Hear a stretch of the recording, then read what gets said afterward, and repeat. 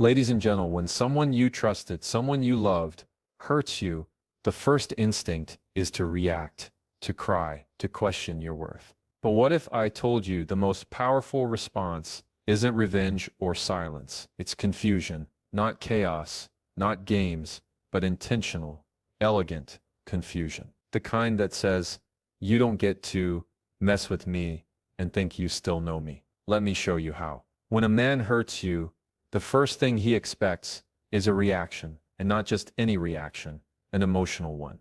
The kind that proves to him that he still holds power in your world. He's banking on you, unraveling, showing your pain, spiraling into that space where you're yelling, texting, paragraphs, replaying every detail, trying to make sense of something that already broke you. But here's the thing, when you meet hurt with silence, not cold silence, but calm, centered silence, you disarm him. It's not about playing games, it's not about ignoring your feelings. It's about choosing not to hand him the script. He expects because people get comfortable in patterns. If he can predict your reaction, he can manipulate it. But when you hold your peace, when you breathe through the pain and speak with control, if you even speak at all, you break the pattern, and over that is confusing. Calm isn't passive, it's power. It's strength wrapped in grace. It's the quiet confidence that says, yeah, I see what you did, I feel it, but I won't let you pull me into a place where I lose myself. And listen, I'm not saying pretend like nothing happened. This isn't about pretending. It's about prioritizing your emotional clarity over proving your pain. Because the truth is, when someone hurts you, they're often looking for a reaction to justify what they did, to paint you as dramatic, unstable, too much. But when you choose calm, you take that excuse right out of their hands. Now, let's be honest. Choosing calm doesn't always feel natural. You want to say something. You want to correct the lies, defend your name, make him see the damage. That's human. But what does that really give you? A momentary release, followed by regret, or worse, his indifference. The real win isn't in the reaction, it's in the restraint. Because there is nothing more unsettling than a woman who knows how to protect her peace when someone tries to steal it. You know what's powerful? Looking someone in the eye, not with anger, not with desperation, but with clarity. The kind that says, you hurt me, but I won't lose myself over it. That right there, that creates confusion. Not because you're being cold, not because you're trying to be mysterious, but because you're doing the one thing he didn't expect, holding your power. It's not about bottling your emotions. You deal with them, you feel them fully on your own terms. Journal, cry, call someone who actually sees your heart, but you don't hand your healing over to the person who caused the wound. And that's where so many people get stuck, trying to get closure from the same place that gave them confusion. Sometimes the closure is in your calm. Sometimes the message is in your lack of chaos. Because when you choose not to spiral, when you choose not to break down in front of him, when you choose not to scream just to be heard, you send the loudest message possible. You don't control me. That's the confusion.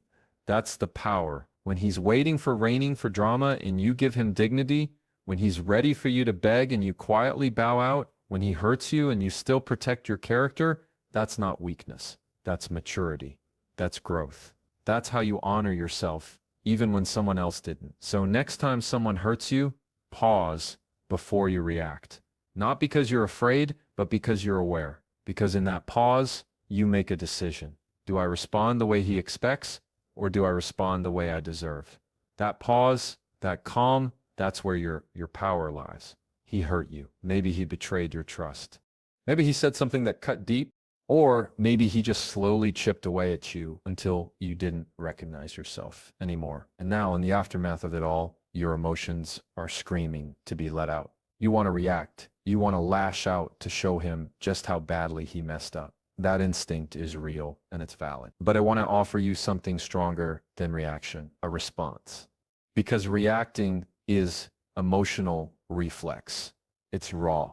It's impulsive. It's what he expects. It's you sending that angry text at 1:11 a.m. It's calling 5 times in a row, hoping this time he'll explain. It's yelling, crying, pleading, all because you want clarity from someone who gave you confusion. And I get it. You're not reacting to be dramatic. You're reacting because you care, because you were vulnerable, because you believed this person saw you. and they didn't. Or worse, they saw you and still chose to hurt you. But here's the truth. Reaction might feel satisfying for a second, but it almost always hands him back the power. It gives him a version of you that's not rooted in your worth. It's rooted in your pain. And when someone sees you only through the lens of your pain, they'll never fully understand your value. That's why you choose to respond instead. Responding is not about suppressing your feelings. It's about processing them first so you can show up from a place of clarity. It's about pausing long enough to ask yourself of what does this situation deserve from me? Not what my ego wants, not what my anger wants, what serves me, what protects my peace, preserves my self-respect, and tells the truth without betraying who I am. Because a response isn't weak. A response is intentional. A response might be a single sentence or no words at all. It might be walking away without explanation. It might be saying, I'm not okay with how you treated me, and I need space. And that confuses him. Why? Because he can't predict it. He doesn't know how to handle calm power. He knows how to handle chaos. He knows what to do when you spiral. He deflects. He denies. He doubles down. But when you're composed, when you're collected, that leaves him nowhere to hide. No distraction. Just the mirror of your strength. Responding also creates space for you to see things clearly. Because in the heat of a reaction, you're not always seeing that you're seeing the pain. And pain has a way of convincing us. We have to prove ourselves. But your worth isn't proven by how loud you cry or how hard you fight to be understood. Your worth is proven in how you protect your peace. Even when it's hard, there's a version of you that's grounded. That version doesn't need to chase.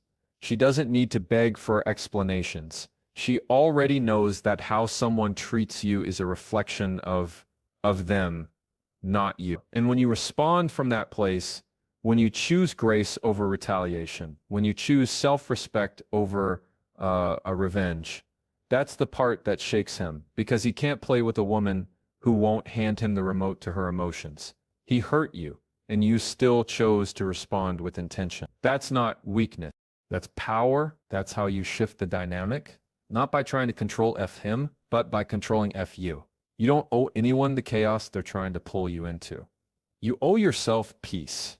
You owe yourself clarity. You owe yourself the ability to walk away with your head high, knowing that no matter how much someone tried to hurt you, you didn't let them steal your dignity. So the next time your heart is racing, your fingers are itching to type that message, your voice is rising. Pause, breathe, ask yourself, does this reflect who I want to be or just how I feel right now? If it's just the feeling, let it pass.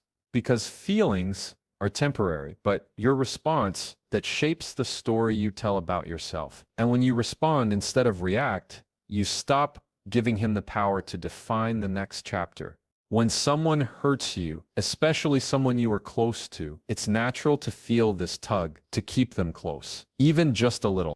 Maybe it's because part of you still wants answers. Maybe it's because their history, or maybe you just don't want to believe they could really treat you that way and still walk around like nothing happened. So what happens? You leave the door cracked open. You keep texting back. You still follow, still check in, still allow them to reach out whenever they feel like it. That little bit of access, it seems harmless at first, but that's the string they keep pulling. What confuses someone more than anything, especially a man who thought he had emotional access to you whenever he wanted, is when you shut the door all the way. And not with drama, not with a dramatic exit or a long speech. Just a quiet, firm closing of the gate. Because people don't expect you to go silent with dignity. They expect begging, chasing, or anger. They expect you to cling to the connection because you're hurt. But when you take your energy back, when you stop showing up in their life the way you used to, that shakes them, because access is power. See, people start to believe they can treat you however they want, as long as they know they can still reach you. Still send that, hey, just checking in, text, still slide into your DMs 2 weeks later like nothing ever happened. And if you respond even politely, you're telling them this door isn't locked. You still get a piece of me, and I want to tell you this gently, but directly. You can't heal in a place that still hurts you. You can't grow in soil that someone keeps digging up. And you cannot reclaim your peace if you're still giving pieces of it away. There's a strength in choosing who gets access to you, not from spite, from wisdom. Because once someone shows you they're willing to hurt you, your responsibility becomes clear. Protect your space.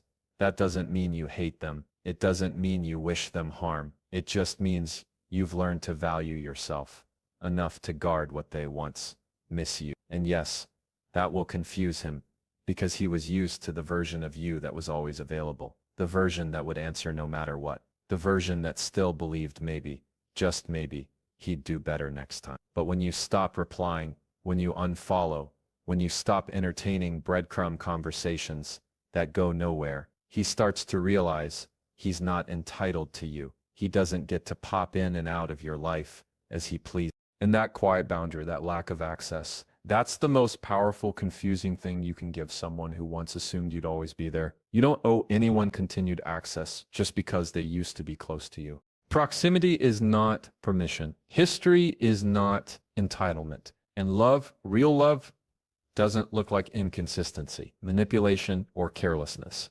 So don't feel guilty for taking your energy back. Don't second guess your boundaries just because someone acts surprised when you finally hold them. And let's be honest, it's not easy. There will be days you'll want to reach out. You'll miss the idea of what you had. You'll convince yourself that a little conversation won't hurt, but every time you respond out of loneliness or nostalgia, you're teaching him that access is negotiable, that your boundaries bend, that you're still emotionally available, even if you physically walked away. But when your actions match your healing, when you stop responding to that same cycle, that's when the shift happens. You don't have to announce your boundaries. You live them. You don't have to explain why you're no longer available. Let your absence speak.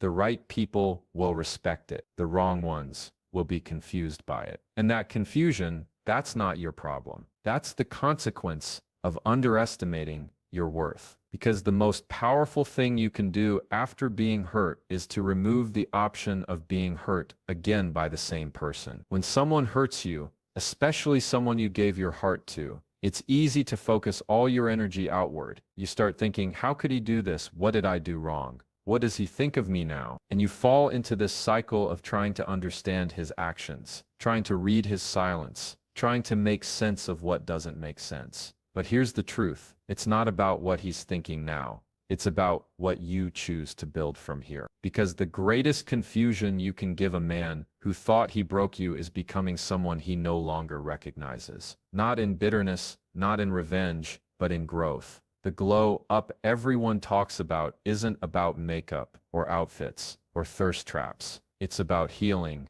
internal healing. It's the glow in your eyes when you've stopped questioning your worth. It's the way your voice steadies again when you speak up. It's that moment when you walk past your reflection and realize you've found your way back to yourself. That's the kind of glow up that doesn't fade, and it doesn't need an audience. It just needs commitment to you. After being hurt, you have two options. You can shrink in the shadow of what they did, or you can rise in the light of who you are. And rising takes work. It means facing yourself, not to blame yourself, but to build yourself. It means asking, what did I learn from that? What will I not allow next time? How do I want to show up for myself moving forward? And those questions, they shift the energy, because now the focus is no longer on fixing him. It's on forming you. When you glow up internally, you stop needing validation. You stop needing closure from the person who broke you. You stop looking backward and start building forward. And the man who once thought he had the power to define you, he won't know what to do with the version of you who no longer needs anything from him. Not an apology, not attention, not explanation. That's the confusion. See, a man can't manipulate a woman who knows herself. He can't play games with someone who's no longer on the field. He can't ghost you and expect you to wait. Because when you've done the work, when you've sat with the pain and learned from it, when you've let go of the fantasy and honored the facts, you don't need to chase peace. You are peace. That's why the internal glow up is the most powerful response. It's not loud. It's not broadcast. It's slow. It's quiet, but it's consistent. It's in the boundaries you set, the people you surround yourself with, the habits you rebuild, the moments you choose to rest instead of ruminate, the forgiveness you give, not for him, but so you don't stay stuck. Healing isn't always glamorous, but the results are undeniable. And here's the best part. You're not doing it for him. You're not trying to make him regret it. You're not trying to win some breakup competition. You're doing it for you because you deserve to feel whole again. You deserve to feel proud of how you came through it. You deserve a life that doesn't revolve around what someone else did or didn't see in you. So yes, it'll confuse him when he sees that you're no longer in that place he left you in, that you're not trying to prove anything, that you're thriving in your own lane, rooted, grounded, and unbothered. Because now he sees what you became after the storm he caused, and that version of you, that healed, wiser, softer, but stronger version, that's what he'll never have access to again. Let your healing speak for you. Let your peace tell the story, because the best version of you was never created by his approval. It was revealed the moment you stopped waiting for it. When a man hurts you, it's easy to feel like your whole story just took a wrong turn, like everything you were building, everything you thought you understood, suddenly collapsed. And in that pain, your mind tries to make sense of it by rewriting the past. You question yourself. You wonder if you missed the signs. You replay every moment to figure out what was real and what wasn't. But here's something that needs to be said. Just because someone mishandled your heart doesn't mean your whole story has to revolve around the hurt they caused. You get to take your power back by reframing the narrative. See, pain wants to make itself the main character. It wants to take over your voice and convince you that you're the victim, that you're broken, that you're not enough. But that voice isn't truth. It's trauma. It's the echo of disappointment. And if you keep letting that voice narrate your story, you'll stay stuck in a version of yourself that's built around what they did instead of who you are. That's where the real shift happens. When you stop centering the story on the person who hurt you and start writing from your own strength, that doesn't mean pretending the hurt didn't happen. It doesn't mean minimizing your emotions. It means you acknowledge what was done, but you don't make it your identity. You move from about, he broke my toss. I rebuilt from that, from select me to V. I found myself in the leaving. That's not rewriting the truth. It's reclaiming your voice. And that's the kind of shift that confuses him, because now, instead of being the one who defines your worth, he becomes just a chapter, not the story. There's something incredibly powerful about a woman who doesn't let pain become her personality. A woman who can walk through betrayal, disappointment, and silence, and still choose to grow from it, instead of settle in it. That choice alone creates a kind of clarity that's intimidating, because it shows you're not waiting for someone else to heal you.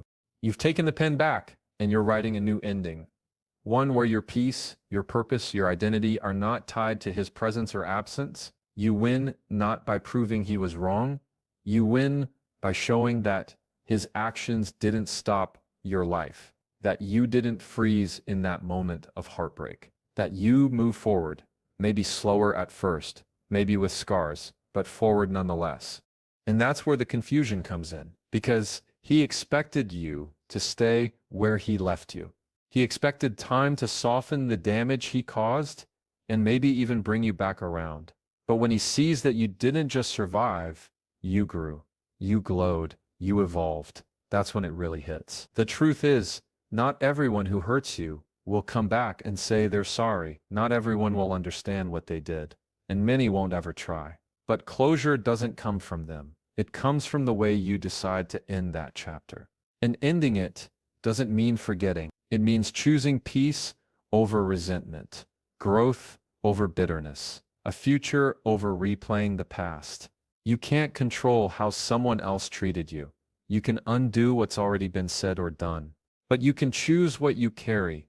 You can choose what gets to stay in your story. And you can choose to rise in a way that reminds you you are the author here. Not him, not the pain, not the confusion. So let this be the chapter where you stopped explaining yourself, where you stopped needing answers to move on, where you stopped waiting for someone who already showed you they couldn't love you. Well, let this be the moment you realize the real win isn't about getting him to regret losing you. It's about you no longer needing him to. Because the ultimate plot twist is peace. So here you are, not the broken woman he thought he left behind, but the one who rose calm, clear, grounded. You didn't react the way he expected. You didn't chase, beg, or unravel. You responded with dignity. You shut the door with grace. You stopped handing out access to someone who misused it. And you turned all that pain inward, not to hide it, but to heal it. You became stronger, softer, smarter, all at once. And now you're not trying to confuse him. You VAF are the confusion. Because nothing unsettles someone more than realizing they no longer know how to reach the version of you they helped create, the version that glows without their validation, that walks away without turning back, that reclaims the narrative without needing their apology. He thought he ended something, but really he started. You're becoming